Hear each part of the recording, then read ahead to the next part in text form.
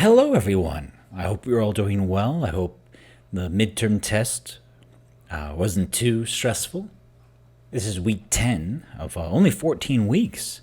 So we are definitely on the home stretch for the semester. A very strange semester, but that's life. So in over the past few weeks, we've been going over different parts of giving speeches, of presentations, of doing introductions, conclusions, transitions, persuasions, making a point, all different segments, all different factors in giving speech. And so today we're changing our speeds and talking about what I call the fluidity of language and how language isn't it doesn't stay the same. Only a dead language does that, which we'll talk about. So, one, your tests are being graded, but it takes a little bit of time, so please be patient about that. Overall, we're doing pretty well. We're doing pretty all right. There is a small project on eClass, the flag redesign project, so please make sure you go on eClass and check that out. I'm asking you to redesign your local flag, whether it be your provincial flag or city flag, or if your Gu or Dong has a flag as well. Or heck, you could redesign the flag of our university. We have a flag here as well. So you need to redesign a flag and write an explanation of what was wrong or bad about the old flag and explain your new flag design, what each element means. Also, please make sure to follow the directions on eClass about the flag size. We need to make sure it's a small size, so that will help us with our design. We don't need any full size or A4 size flags. We need flags that are 2.5 centimeters by 3.8 centimeters. So make sure you graph that out on your computers when you design your flags. And just to reiterate, it's on eClass as well, that your art skills are not the primary grading factor. It's okay if you can't draw. What your biggest thing is to worry about is your explanation. That's your biggest part of the grade. So don't worry about your flag not looking very good. Well, artistically speaking, because of skill or lack of experience. But worry more about your explanation and your thought. All right. And so today we're going to talk about language drift, and also we'll get into the problems with slang. I don't like teaching slang to students.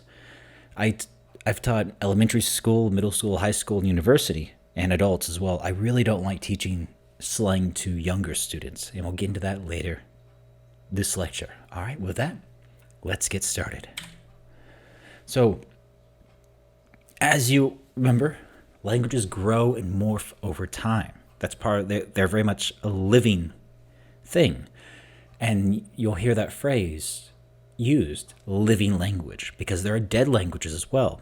The best example we have is Latin. When we talk about science, we often use Latin words because the Latin word does not change. It's going to be the same vocabulary as it is now, and it will be the same in 200 years. So there's no future confusion about what was meant or not meant using a living language that can change meaning over the time. But so not just vocabulary comes and goes and comes again. Pronunciations can shift. Sounds can be dropped from a language. Sounds can be blended together.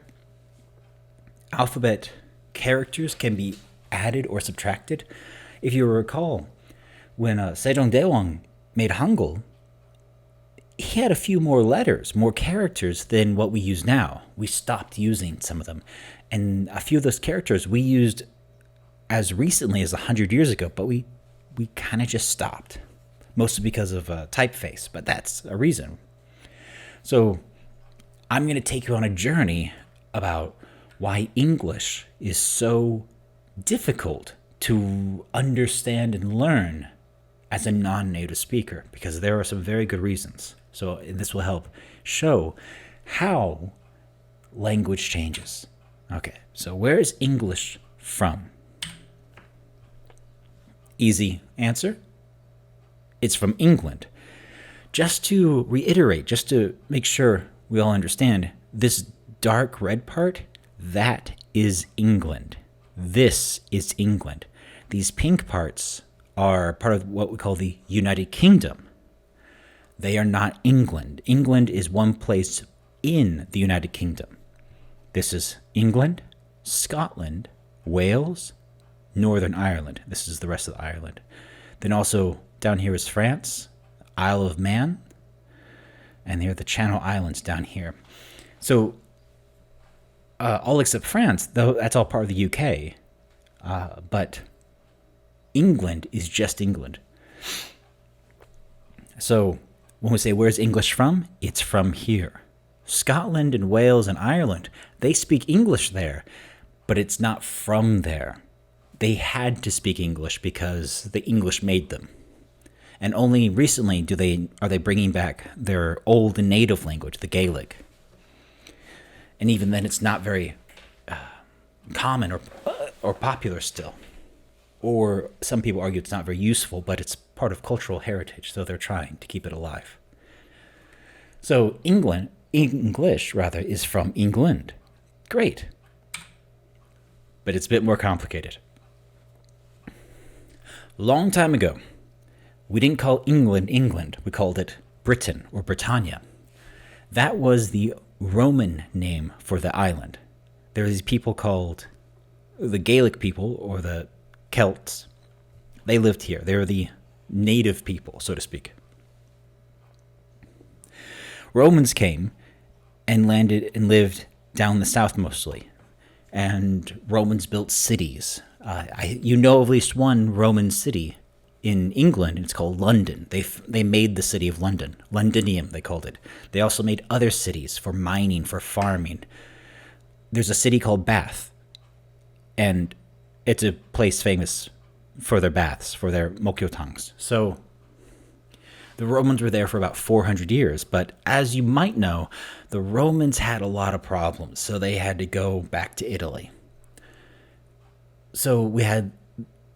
But the Romans did leave lots of things. They left segments, parts of their language. But after the Roman Empire left, the people who could read died, were killed, or went back to Italy. So not a lot of people could read Latin. So that was a problem. But there's still lots of Latin-based vocabulary in English, and we see it quite often.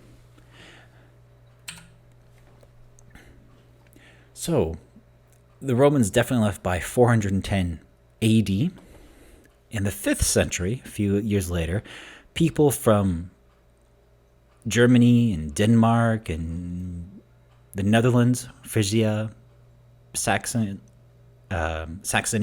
Jutland, and Anglia, and parts of Norway, they came across here and moved to Britain. And usually if one person moves from one country to another, it's not a problem. If 100 people come from one country to another, it's not really a problem. What if it's 1 million? 1 million people coming from here to here. Not really 1 million, but a lot of them were coming. And it's the whole problem of immigration. And these people came over to Britain and started taking over land and using their languages. And they spoke a Germanic language. When I say Germanic, it means a word that's related to German. Modern German isn't the German they spoke back 1,500 years ago. And the modern English that I speak and we hear every day isn't the English that they spoke 1,500 years ago. Now, we're calling it England. Now, these people are called Britons. And you might notice here, Anglia. People from here were called Angles. And eventually, when they moved over here, they lived over here in Anglia, they called it again. And so Anglia became England. England became England. So England is named after people who from over here. They're named after the immigrants. So about 300 years later, Vikings came and they took over as well, and they spoke much more Scandinavish, Nordic language. Danish and Swedish and Norwegian, they all speak a very similar language. They all spoke the same language, but it's separated a little bit. Vocabulary is a little bit different. But grammar, they're quite intelligible to each other. If a Norwegian person speaks to a Swedish person, they'll understand each other about 90% or more. They're pretty okay. But we can see here, the Danes came over, the Vikings, and they changed the vocabulary. They changed the grammar. They introduced pronouns. And then, in 1066 AD, we see here's England. A man from France brought his friends over and took over England. He spoke French. And his name was William, so he brought French over to England. And so French started coming in with this old Germanic, Nordic language, and French words and vocabulary started getting mixed in. And that happens quite often. So just so we can see here on this left-hand map, you'll notice that the green parts are the native population. Gaelic is the native language of the British Isles. So in Wales, up in Scotland, they are still speaking their original language. So, and they were conquered later on. But down here in England, the French guys took over, and William never spoke English. He didn't have to. He was the king. Kings don't need to speak the language of the peasants. But French vocabulary started getting mixed in, and then they started writing things down. And then England went and did something very usual. They started taking over other countries. Now, this isn't a complete map because they own parts of America as well. But the British Empire was around a lot of the world. And this is just what they owned directly. That was actually theirs, not counting business, where they did business or where they did lots of trade. This is just what places they actually owned, including America. So these places speak lots of English.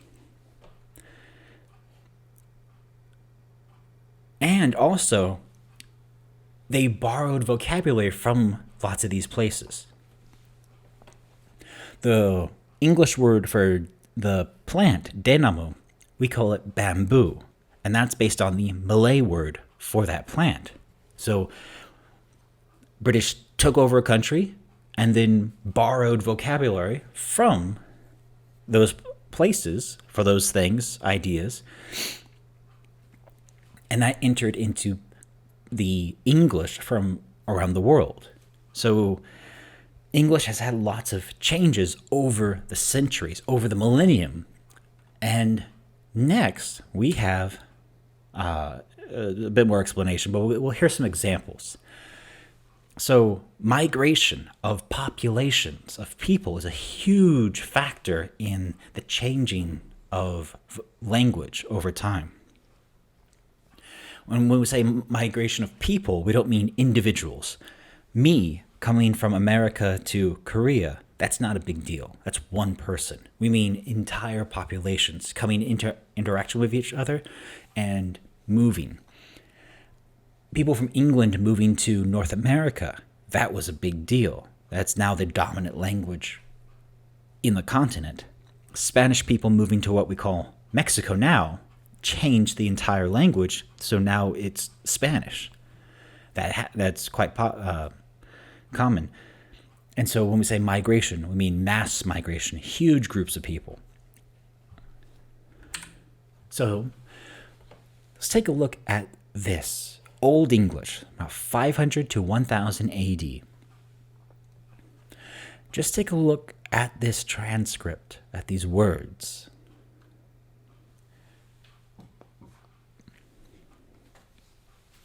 Do you recognize any of these words? Not sure that you do.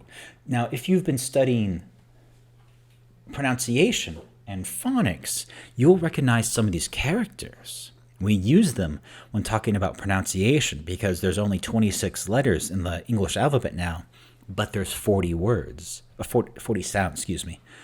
And so this used to be an English letter, but now it's not. This used to be an English letter, but now we don't use it anymore. But we still use it when talking about pronunciation using IPA. So let's see if we can hear Old English.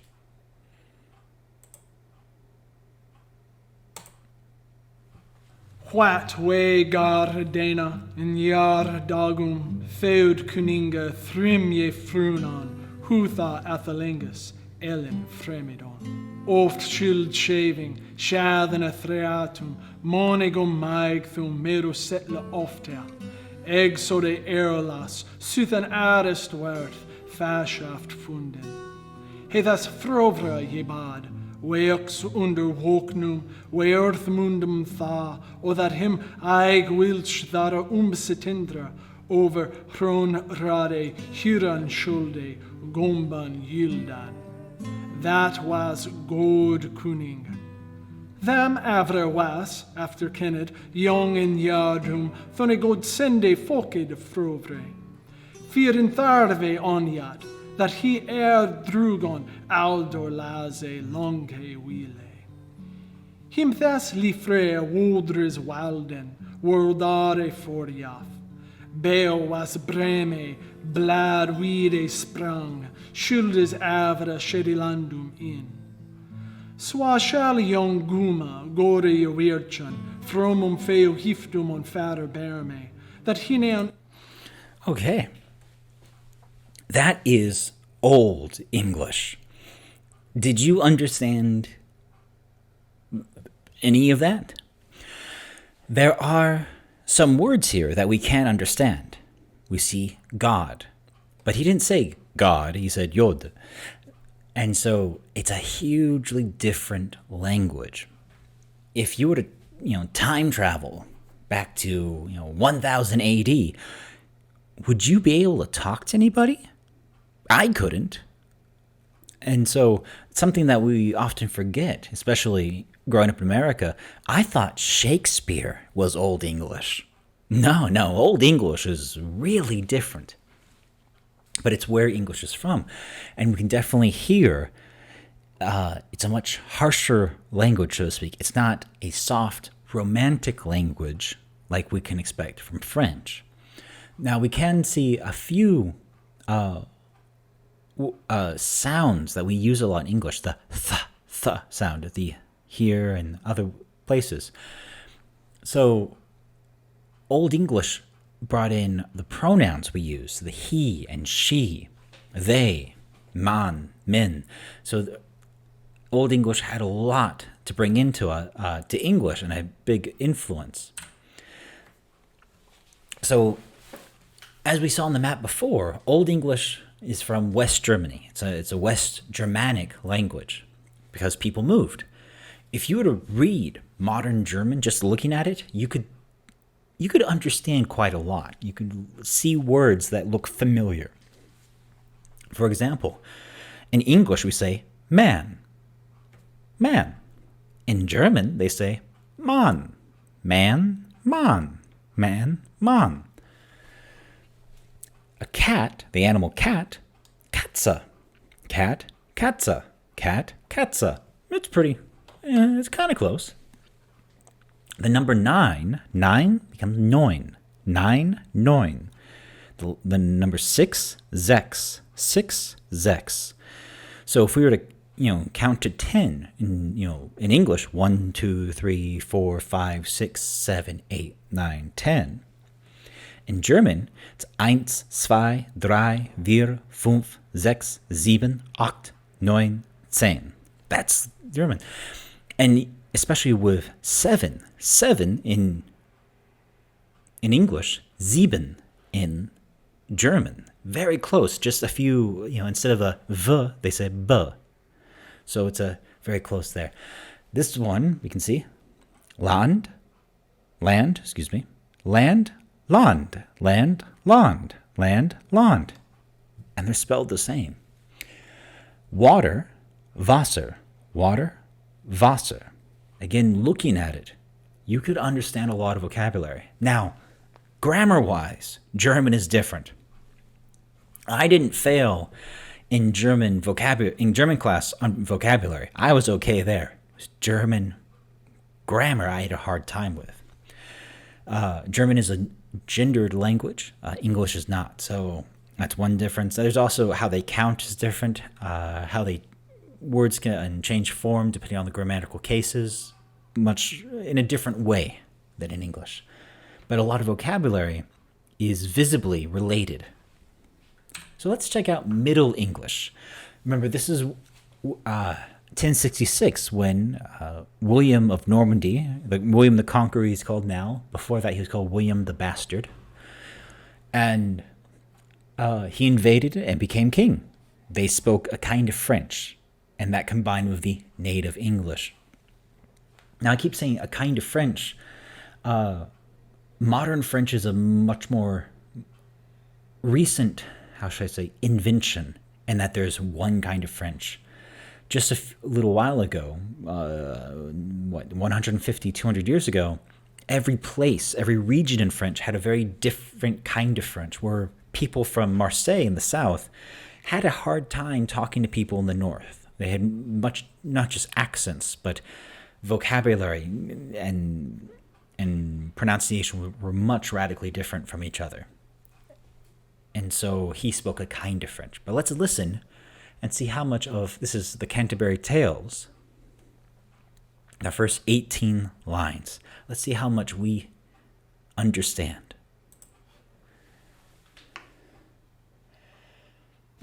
Lines 1 through 18 of the general prologue to the Canterbury Tales. One that April with his sure sota, the dracht of March had pierced to the rota, and bathed every vein in swish liqueur, of which virtue engendered is the floor. One zephyrus eke with his sweeter breath, inspired hath in every heart and hath. The tendre croppies and the younger sona hath in the ram his half a course hirona.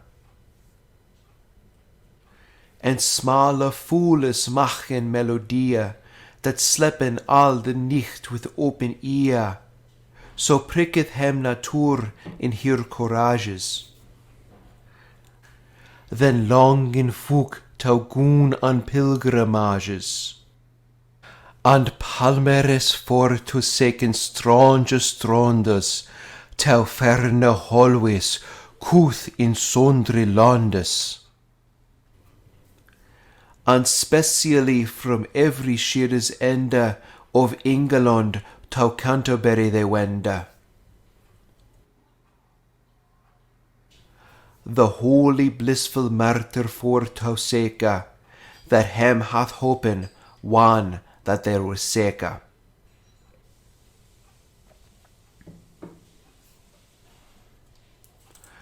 All right. In that class, they have to memorize each line. So that was Middle English. That was an example of how Middle English, how they wrote, because they didn't usually write it down, but Chaucer did. So he wrote it down, and that's how people talked. And there are words there that you could recognize. April is April, but also Winde is Wint. Pilgrimage is pilgrimage. There's a vocabulary that when we look at it, we recognize, when we hear it, we can understand basically what they're saying. And that's indicate there's French influence coming in, especially in food vocabulary.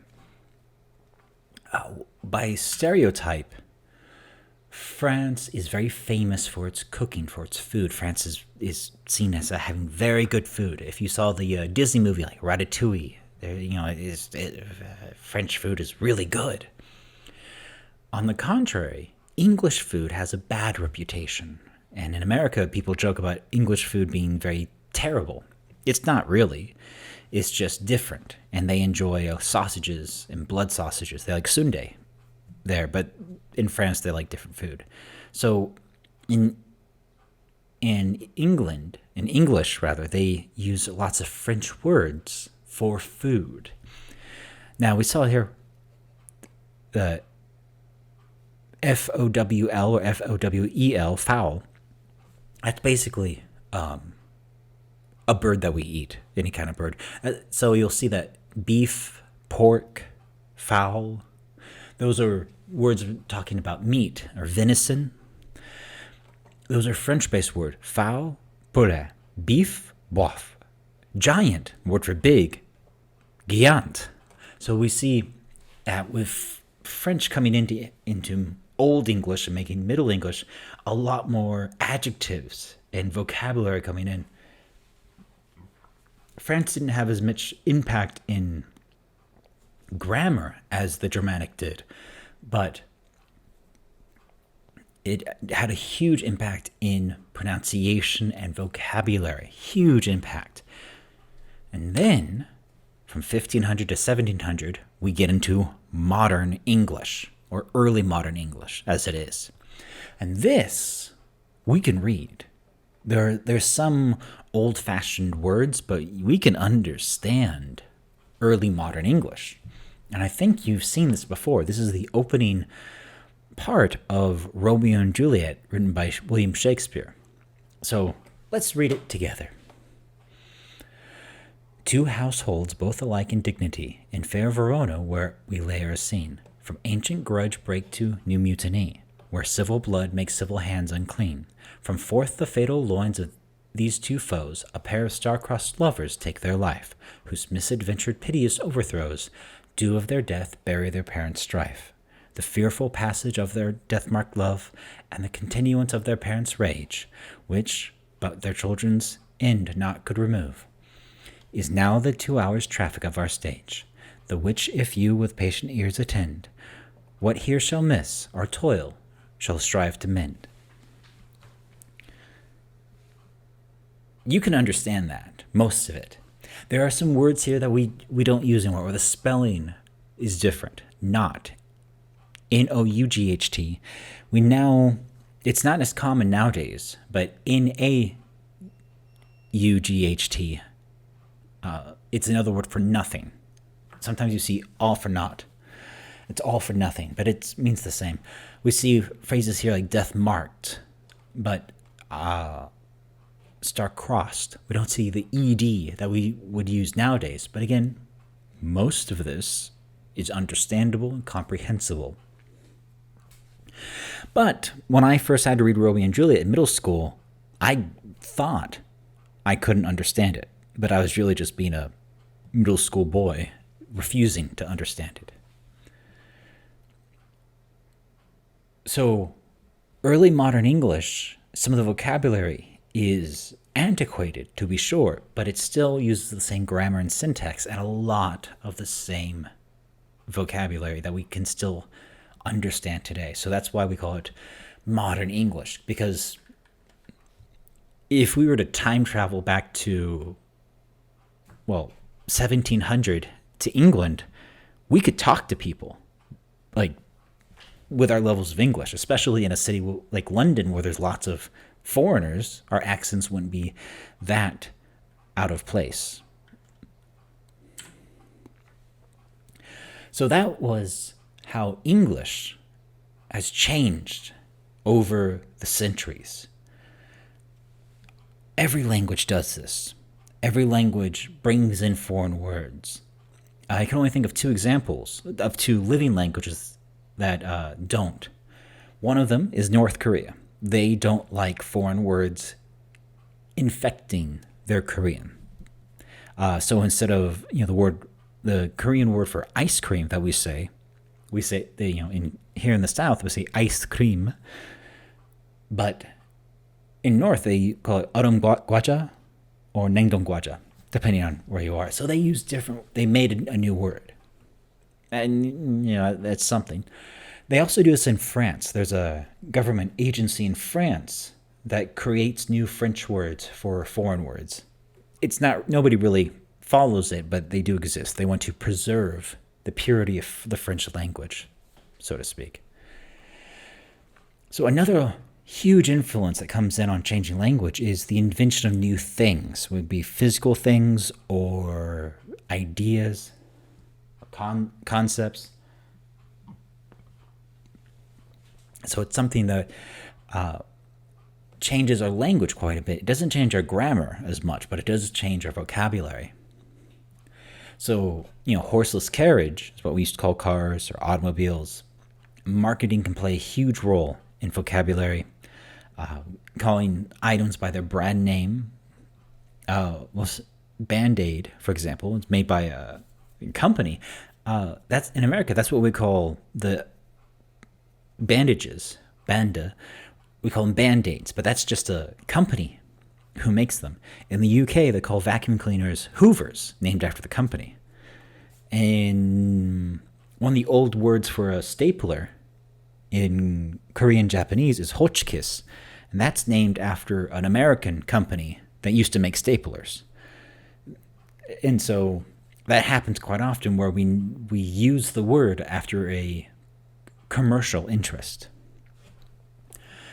Usually a company that's very good at it or invented the thing.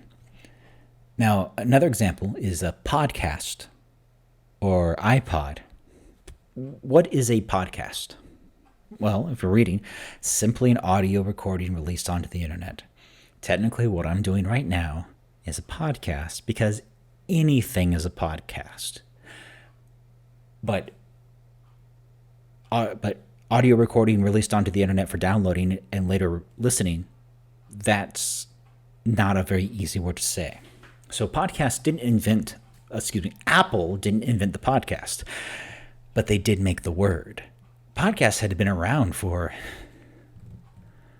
I started listening to downloadable radio internet shows, as we called them in high school, as I was in 2001. I started downloading things. And iPod didn't come out until 2005? 2004. So one of the Apple's great strengths is their ability to make cooler things. The iPod wasn't better, the first MP3 player. It wasn't the best MP3 player. It was just the coolest MP3 player. Okay. So language can change quickly over time, and especially in casual definitions, which we'll get to next with slang. As I mentioned before, I don't like to teach students slangs for lots of reasons. Slang is very time and age based. I am 36 years old. I was born December 26, 1983. You were born, in maybe the year 2000, when I was in my second year of high school? Our vocabulary is different, and that's okay. People of different generations use different words. And so if I teach my elementary school students slang, then that's what they're going to remember when they get older, and that will be out of date. So certain words, certain slang words are, for lack of a better term, they're timeless. Words like cool. Well, yeah, that's a slang word for being, for a behavior or looking in a certain way.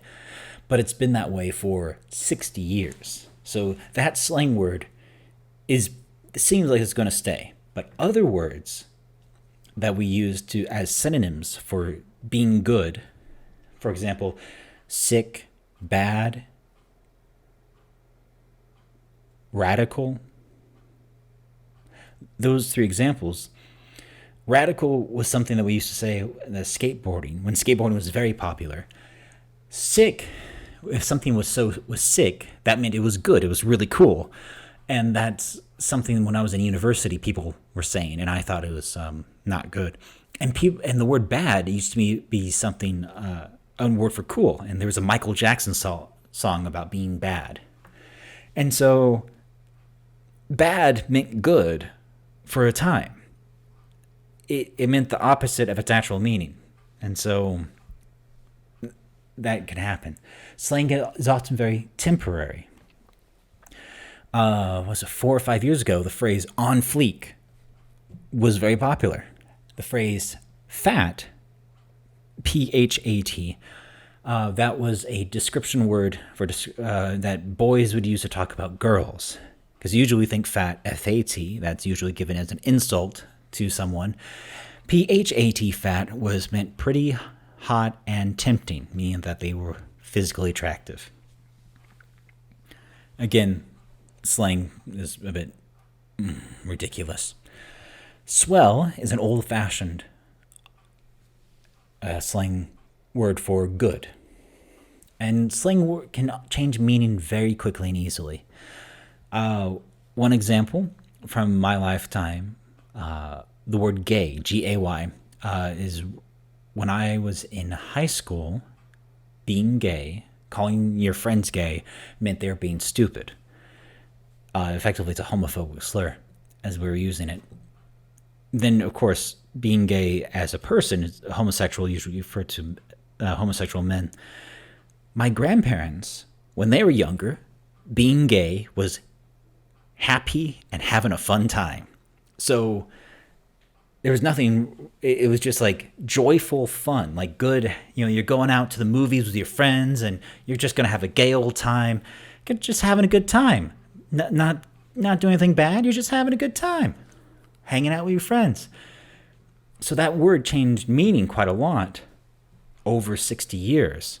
And so my grandmother would tell me to have a gay time with my friends, and I did not appreciate the generational gap in vocabulary. But that is what happened. So slang can change meaning quickly, slowly, over decades, as with the word gay or dude. It used to be another insult word. But it can also, nowadays, with the internet, it can change very quickly. And one example I can think of, directed efforts where certain groups of people troll the mainstream. And so trolling, T-R-O-L-L, as a verb, in modern day, we use it when you attempt to provoke an emotional outburst from someone. So you intentionally say something offensive in order to get anger or sadness or some explosion of reaction from the target. And so it's usually something that teenagers can do or immature people do. If examples of trolling, usually online, but sometimes they take it offline. There was a few years ago, some silly young men, they went in front of some protesters in Seoul who were on a hunger strike, as in they were refusing to eat food as a form of protest against the government. And the guys just went and ate pizza in front of the protesters. Now, did that directly hurt anybody? Not too much. They were just trying to troll a reaction and recorded what happened. But here's an example. The OK hand gesture is now referred to as a white supremacist, racist gesture. And so people get in trouble now in America for doing the OK thing with their hands. But the people who first started saying that it was a racist gesture were doing it as a joke, just trying to see how people would react. And so they got to have their laughs about people believing that was a racist hand gesture, until racists started using it as a hand gesture. And so what started as a joke was picked up as a serious symbol. And now what was a joke is now serious, and now the OK hand gesture is used by white racist people. So what was nice, just a good, happy thing to say okay with, we can't do anymore because some silly people on the internet had to troll us.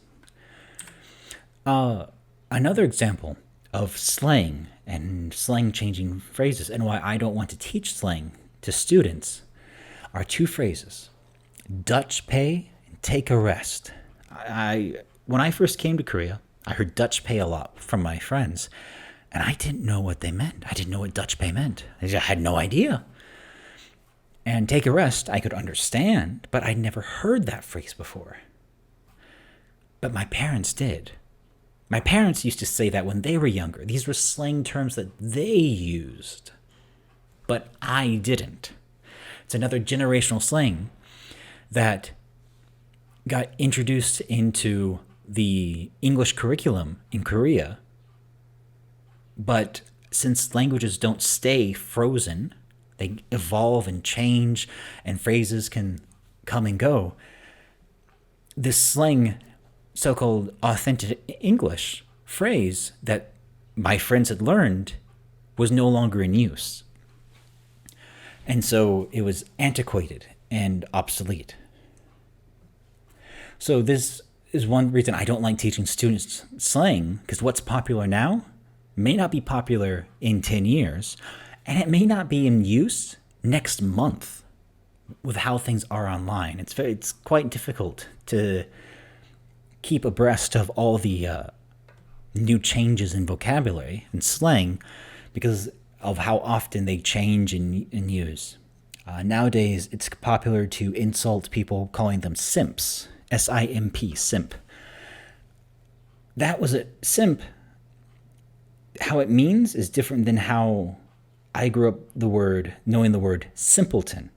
If somebody is simple or a simpleton, that means it's another word for stupid, for an idiot, for calling someone babo. It's just that it. So it's really difficult to keep up with the slang words, and then it's difficult for students to remember or to use them correctly. So I try to avoid.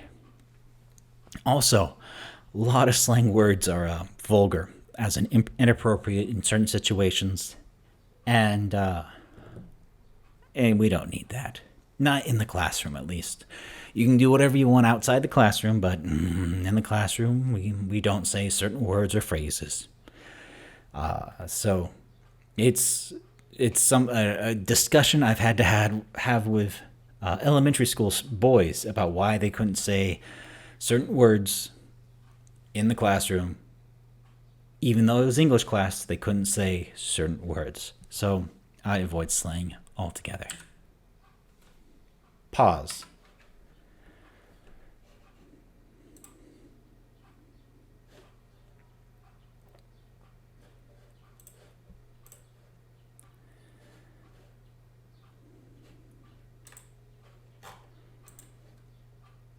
Start. All right. So this was a discussion about language drift, fluidity of language. This is by no means was in depth.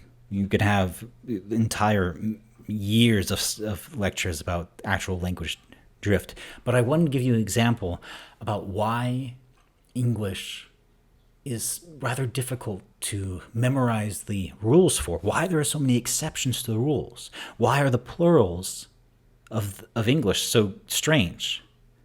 And why is one man but not two mans? We call them men because that's from the Germanic.